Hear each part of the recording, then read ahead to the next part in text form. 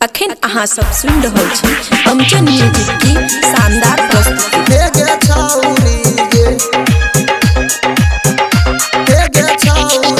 DJ राजा बड़ी घर दौड़ चौक खुशी रिकॉर्डिंग स्टूडियो बलुआहा। 5 रुपया में चुमा लेलको 10 में सुता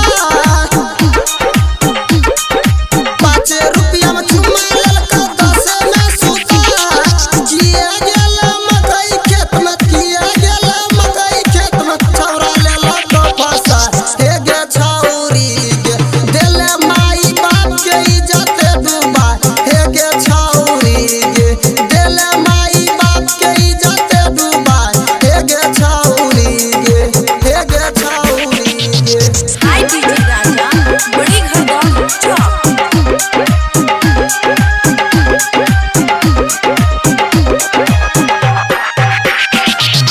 डीजे राजा बड़ी घर दौड़ चौक खुशी रिकॉर्डिंग स्टूडियो बलुआहा। छौरा लगे घूमता तोरा गोपालपुर के बाजार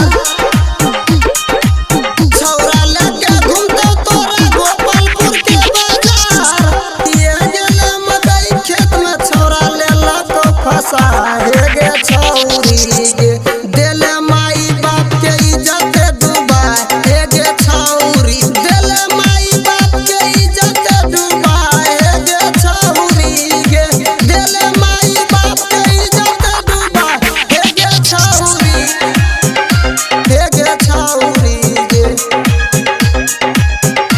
हे गे छौरी गे। डीजे राजा बड़ी घर दौड़ चौक खुशी रिकॉर्डिंग स्टूडियो बलुआहा। 10-20 किलो बदल कर ललका रविंद्र छौरा फंसा 10-20 किलो बदल कर ललका रविंद्र छौरा फंसा किया गेला मकई खेत में छौरा लेला तो फंसा हे गे छौरी गे हे गे छौरी गे देले माई बाप के इज्जत डूबा हे गे छौरी गे देले माई बाप के इज्जत डूबा हे गे छौरी गे हे गे छौरी गे। हाय डीजे राजा बड़ी घर दौड़ चौक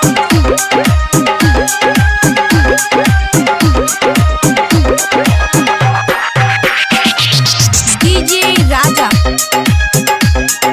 बड़ी घर दौड़ चौक खुशी रिकॉर्डिंग स्टूडियो बलुआहा। तुम भी पीन गेले मकई काटे खेत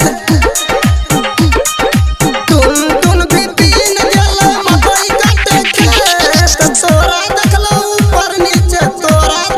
ऊपर नीचे भइल रहो से हे गे छौरी गे देले माई बाप के इज्जत डूबा हे गे छौरी गे देले माई बाप के इज्जत डूबा हे गे छौरी गे देले माई बाप के इज्जत डूबा हे गे छौरी गे देले माई बाप के इज्जत डूबा हे गे छौरी गे। खुशी रिकॉर्डिंग स्टूडियो बलुआहा।